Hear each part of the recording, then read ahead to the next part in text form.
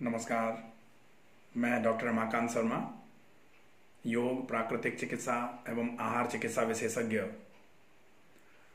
आज उपस्थित हूँ एक विषय को लेकर जिसकी सख्त आवश्यकता है आज के जीवन काल में।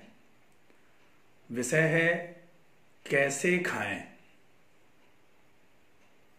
हम सब भागे जा रहे हैं, ये खा लो इससे आयरन मिलता है, ये खा लो कैल्शियम मिल जाता है, इतना खाओ, कब खाओ। लेकिन जो मुख्य है, जो सबसे अहम है, जिसके नहीं करने पर, जिसके फॉलो अप नहीं होने पर बाकी सब चीजें बिल्कुल निराधार हो जाती हैं, वो है कैसे खाएं।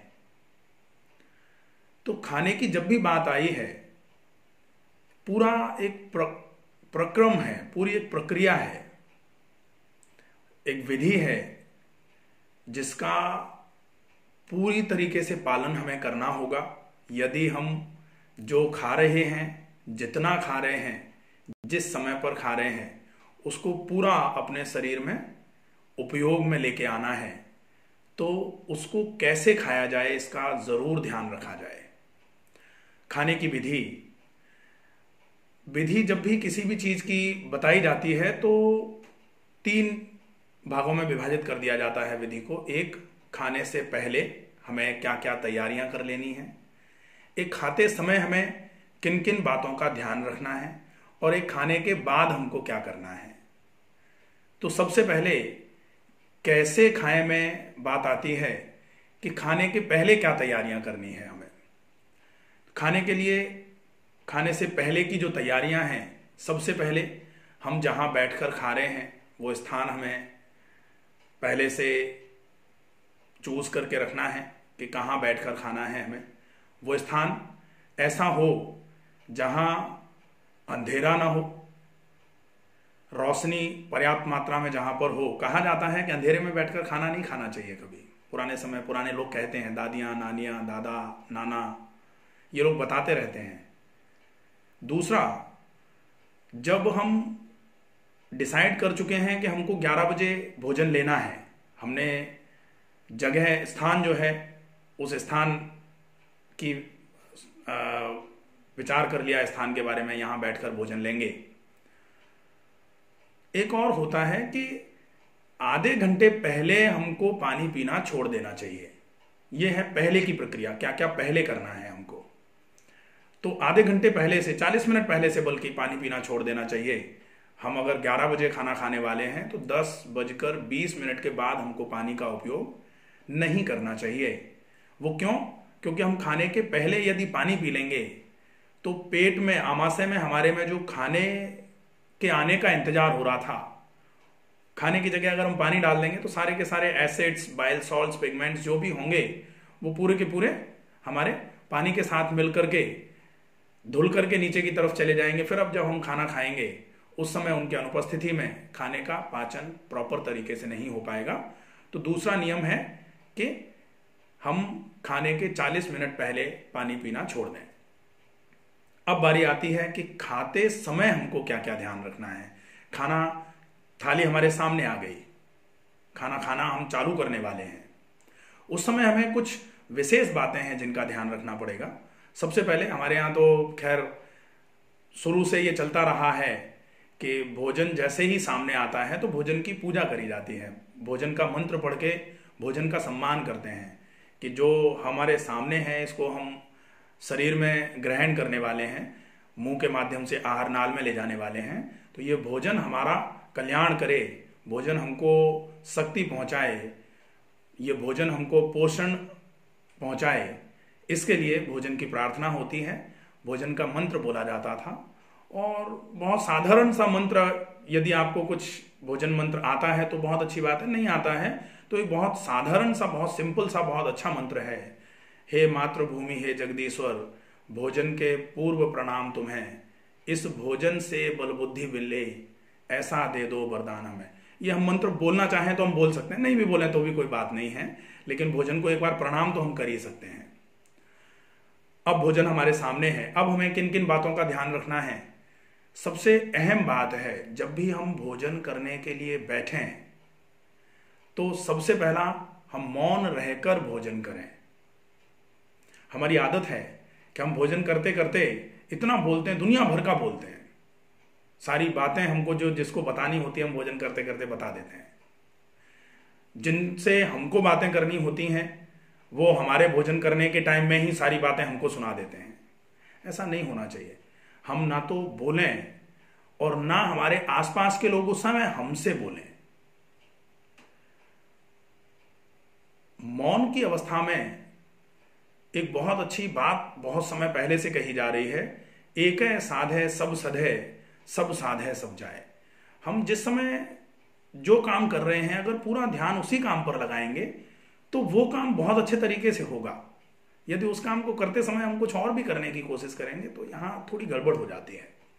तो मौन रहकर भोजन करना है। हमारे पूर्वज तो मौन रहकर, हमारे दादाजी जब भोजन करते थे तो एक व्यक्ति को उनके पास बिठा दिया जाता था, उनके पास वो बैठा रहता था बिना बोले चुपचाप, कि दादाजी की थाली में अगर सब्जी खत्म हो रही तो दादाजी बोलेंगे नहीं।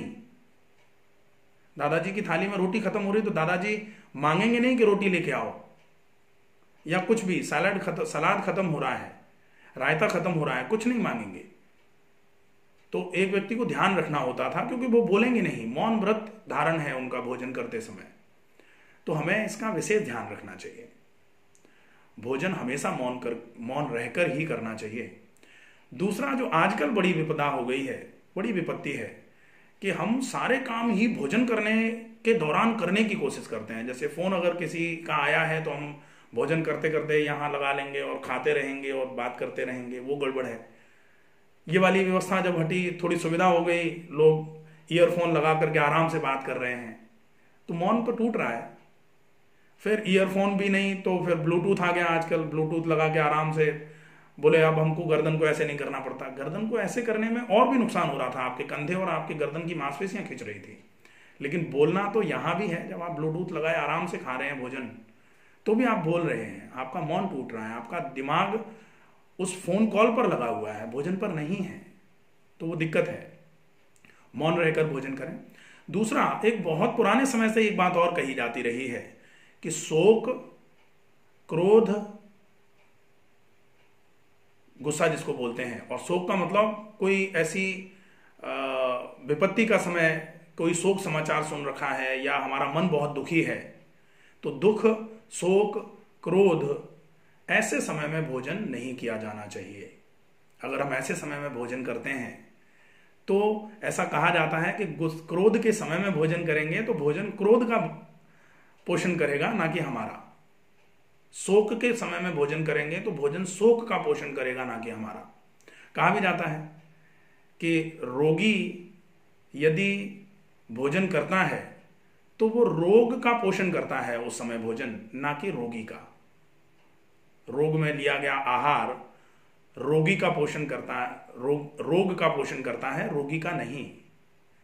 बीमारी को भोजन मिलेगा उस समय। तो ऐसे समय में हमें भोजन कम से कम करना चाहिए। जब हम बीमार हैं उतना भोजन और आवश्यक मात्रा का भोजन हम लें। हम देखें, पशुओं से सीखें इस चीज को कि जब पशु बीमार होता है भोजन करना छोड़ देता है।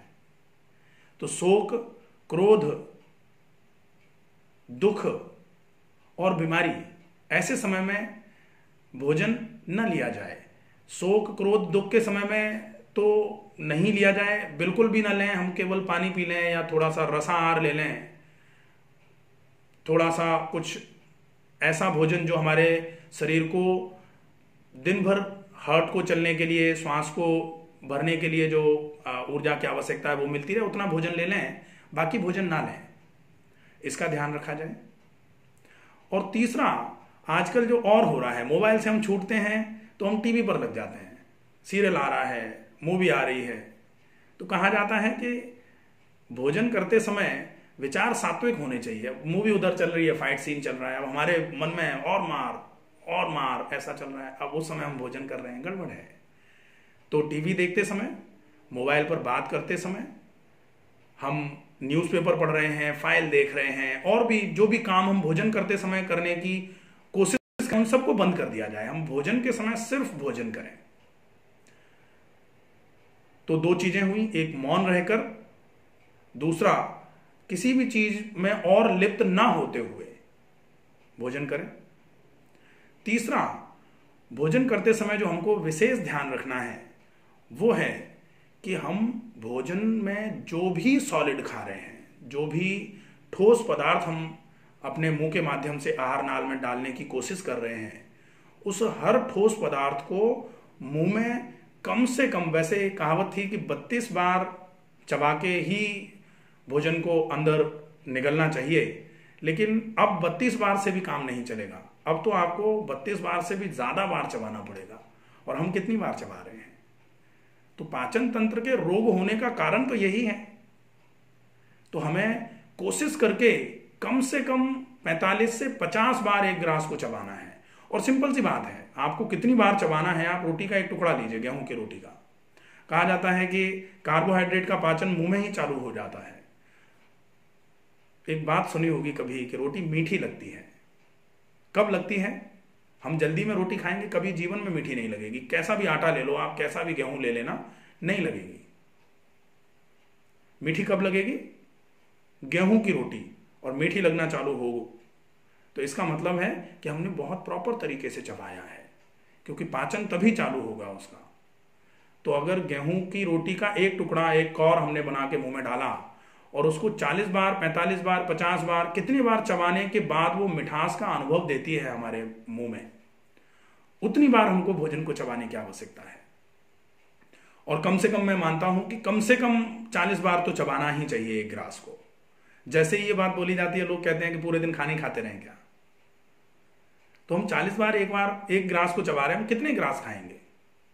हम एक रोटी के 6 टुकड़े कर लेते हैं, 8 मान लेते हैं। हम करते नहीं हैं 8, लेकिन मान लिया कि 8 करते हैं। 8 टुकड़े, हम कितनी रोटी खाते हैं? ज्यादा से ज्यादा हम खूब कोशिश करेंगे तो 4 रोटी खा लेंगे, 5 खा लेंगे। 5 रोटी खा लिए, 8 टुकड़े एक रोटी के करने हैं, 40 टुकड़े हो गए। और 40 टुकड़े को हम एक टुकड़े को 40 बार चबाने की कह रहे हैं, तो 1 सेकंड में एक बार तो चबा ही सकते हैं। तो हम लगभग 32 मिनट का समय हमको लगना है भोजन करने में। आधे घंटे का समय यदि हम भोजन करने में लगा लेते हैं, तो आप ये निश्चित मान लीजिए कि हम जो सवेरे 1.5 घंटे 2 घंटे का समय परेशान होते रहते हैं ना, पेट साफ नहीं हुआ, पेट में भारीपन है, अभी नहीं हुआ, आप चाय पी के जाना है, वो खत्म हो जाएगा। पाचन सही हुआ, और पाचन आपके चबाने से सही होगा। तो भोजन को, एक पुरानी कहावत जिसमें कहा जाता है, खाने को पिएं और पानी को खाएं। तो खाने में जो भी सॉलिड हमने मुंह में डाला है, उसको जब तक पीने लायक ना बना दिया जाए, इतना चबाएं, बिल्कुल चबा चबा के उसको रस में कन्वर्ट कर दिया जाए। अब रस कैसे आएगा? चबाने से रोटी तो रस हो नहीं जाएगी। रोटी तो चबाई जाएगी, दांतों से बीच में पीसा जाएगा, तो सूखी रोटी थी, सब्जी के साथ थी, तो थोड़ा सा बोलस टाइप का बन जाएगा, उसका लुगदी टाइप की बनेगी। लेकिन अगर बिल्कुल तरल करना है उसको, तो चबाने से ये लार की ग्रंथियां एक्टिवेट होती हैं, लार निकल के मुंह में भरती है, और उस खाने और रोटी के टुकड़े और सब्जी के कौर के चबाने के बाद जो पेस्ट बनता है, उसमें वो लार मिलती जाती है, और लार मिलते मिलते मिलते मिलते वो जो कौर था बिल्कुल तरल हो जाता है, पीने योग्य हो जाता है। जैसे जैसे लार मिलेगी, लार में पाचक एंजाइम होते हैं, पाचन की व्यवस्था आपकी बिल्कुल सुधर जाएगी। तो भोजन करते समय इस बात का विशेष ध्यान रखा जाए, कैसे खाएं? खाने को पिएं और पानी को खाएं। यह विशेष ध्यान में रखने वाली बात है। हमने देखा कि एक तो स्थान बिल्कुल साफ सुथरा होना चाहिए, बदबू नहीं आ रही हो, अंधेरा नहीं हो। खाने के लगभग आधे घंटे 40 मिनट पहले हमने पानी पीना छोड़ दिया। ये तो है प्री ऑपरेटिव, कि आप खाने के पहले ये तैयारी कर दीजिए। उसके बाद जब हम खाना खाने बैठे हैं, तो उस समय हम ये प्रण ले लें कि कुछ भी होता रहे, अब हम केवल खाना खाएंगे। यदि कोई बहुत ज्यादा ही समस्या नहीं आ रही, तब तक हम भोजन करने बैठे, मौन रह के भोजन करने का व्रत है, व्रत लिया जाए। भोजन को बहुत चबाकर खाया जाए, हम क्या करते हैं, हम चबाते नहीं हैं, हमने एक बार इधर और अंदर निकला, अब यहां फंस गया, अब खांसी आई, अब हमने पानी पी दिया। तो कहा जाता है भोजनांते विषमवारी, कि भोजन का कौर लिया और उसके अंत में हमने एक बार पानी पी दिया, तो वो विष का काम करता है, जहर का काम करता है, बेकार है बिल्कुल। ये टॉपिक ले चुके हैं, इस विषय में बता चुके हैं कि पानी कैसे पीना है, पानी कब कब पीना है। तो आप अगर इसके बारे में ज़्यादा जानना चाहें तो उस विषय को देख सकते हैं। फिर है कि आपने भोजन को ग्रहण करने के लिए आपने आसन ग्रहण किया, बैठ गए आप भोजन करते समय मौन हैं, टीवी, मोबाइल, न्यूज़पेपर, फाइलें, ऑफिस का काम, बाकी सब काम भोजन करते समय कृपया कर स्थगित कर दें। ये काम बाद में भी होते रहेंगे, क्योंकि हम जिस चीज के लिए ये सब काम कर रहे हैं कि हम पुष्ट रहें, हुष्ट पुष्ट रहें, निरोगी रहें, तो वो भोजन करने से हम शरीर की अपनी ताकत को मेंटेन करते हैं। और भोजन करते समय ही हम परेशानी में घिरे रहेंगे तो फिर गड़बड़ है सारा। इन चीजों का ध्यान रखा जाए। एक बात और रहती है भोजन करने के समय कि भोजन करते समय हम पहले जब बैठते थे तो जमीन पर बैठकर भोजन किया जाता था। आजकल हर घर में डाइनिंग टेबल है, और डाइनिंग टेबल पर भी हम बैठते हैं तो ऐसे बैठ जाते हैं कि बिल्कुल अपनी कुर्सी को बिल्कुल डाइनिंग टेबल पर चिपका देते हैं, सीने से लग जाती है टेबल, और फिर हम रोबोट की तरह बैठ करके इस तरीके से भोजन करते हैं कि हमारा पेट, हमारी कमर बिल्कुल ना हिल पाए, केवल हमारा हाथ जो है वो थाली में से ले लेकर हम उठा के मुंह में भरते रहते हैं और पेट को बिल्कुल गले तक भर देते हैं। जबकि पहले भोजन करते थे तो हम भोजन का कौर थाली में से उठाते थे और इस तरीके से अपने मुंह को आगे की तरफ लेके आते थे ताकि थाली दूर रखी हुई है, नीचे रखी हुई है। अब हमने तो बिल्कुल खिसका के बिल्कुल गोद में ही रख ली थाली। तो वो हम थोड़ा सा टेबल को पीछे की तरफ रखें और ये आगे झुकना कौर को मुंह में डालने के लिए और फिर पीछे आना, इसका एक विशेष महत्व है। जब आप आगे झुकते हो तो आपका पेट थोड़ा सा दबता है, पेट दबता है तो हमको ये महसूस भी होता रहता है कि पेट भरा है कि नहीं हुआ है। वैसे तो ब्रेन में 2 सेंटर्स होते हैं, एक हंगर सेंटर और एक सटाइटी का सेंटर, कि भूख लग रही है ये बताने वाला केंद्र है ब्रेन पर कि भूख लगी, और एक है पेट भर गया वो वाला सेंटर। तो पेट भर गया वाला सेंटर हम जब ऐसे बैठ के खाते हैं ना तो वो थोड़ा और लिथार्जिक हो जाता है, वो थोड़ा बाद में बताता है आपको कि भरा है कि नहीं भरा, अब भर गया, डकार आ गई। लेकिन अगर हम ऐसे करके भोजन करते हैं तो वो सही समय पर आपको टोक देगा कि बस अब भर गया। तो इस चीज का भी विशेष ध्यान रखा जाए कि अगर हम डाइनिंग टेबल पर बैठकर भी भोजन कर रहे हैं, मान लीजिए सभी कर रहे हैं, जमीन पर नहीं बैठ सकते, घुटनों में दर्द है, आप जमीन पर बैठ नहीं सकते क्योंकि बैठने के लिए कमर के दर्द की वजह से डॉक्टर ने मना कर रखा है जमीन पर नहीं बैठना है, घुटनों के दर्द की वजह से मना कर रखा है जमीन पर नहीं बैठना, कोई बात नहीं, आप डाइनिंग टेबल पर बैठ के कर लीजिए भोजन। लेकिन कुर्सी को बिल्कुल चिपकाइए मत, आपका डाइनिंग टेबल का जो किनारा है वो बिल्कुल सीने से मत लगाइए, इससे आपका ये वाला मूवमेंट बना रहेगा, और ये मूवमेंट बना रहेगा तो अपना काम निकलता रहेगा, उससे कोई दिक्कत नहीं है। फिर तो ये हो गया भोजन किस तरीके से किया जाए, कैसे करें। भोजन करने के बाद की जो बात आती है कि भोजन करने के बाद भी एक प्रोसेस होता है पोस्ट ऑपरेटिव। तो भोजन करने के बाद के लिए एक बहुत अच्छा ही कहावत मैं अभी बोल के चुका हूं, भोजनांते विषमवारी। हमारी सबकी आदत है, हम पानी भोजन करने के अंत में पी लेते हैं, मुंह जल गया या फिर हमें प्यास लग रही है, भोजन करने के बाद पानी नहीं पिएंगे, ऐसे कैसे हो सकता है। तो ये कुछ ना कुछ बहाने मार के हम पानी पी लेते हैं, जबकि भोजन करने के बाद पानी पीने को लेकर बोला गया है भोजनांते विषमवारी। महर्षि वाग्भट जी हुए, उन्होंने बहुत क्लियरली लिखा है ये कि भोजन के अंत में पानी अगर पिएंगे तो विष का काम करेगा। और क्यों करेगा? क्योंकि भोजन करके हमने भोजन को आमाशय में पहुंचाया है, अग्नि उस भोजन को पकाने का काम कर रही है, पचाने का काम कर रही है, और उस समय हमने पानी पी दिया और पानी भी ठंडा पी दिया, तो समझ लीजिए अग्नि पर पानी पड़ा और अग्नि बुझ गई। अब जो अग्नि भोजन को पचाने का कार्य कर रही थी, हमारे पानी पीने की वजह से वो अग्नि बुझ जाएगी, तो फिर भोजन पचेगा कैसे, अपच हो जाएगी, ये भी गड़बड़ है। तो भोजन करने के पहले, भोजन करने के दौरान और भोजन करने के बाद जो जो सावधानियां आपको रखनी है वो मैंने बताई। आशा है आपको समझ में आई होंगी।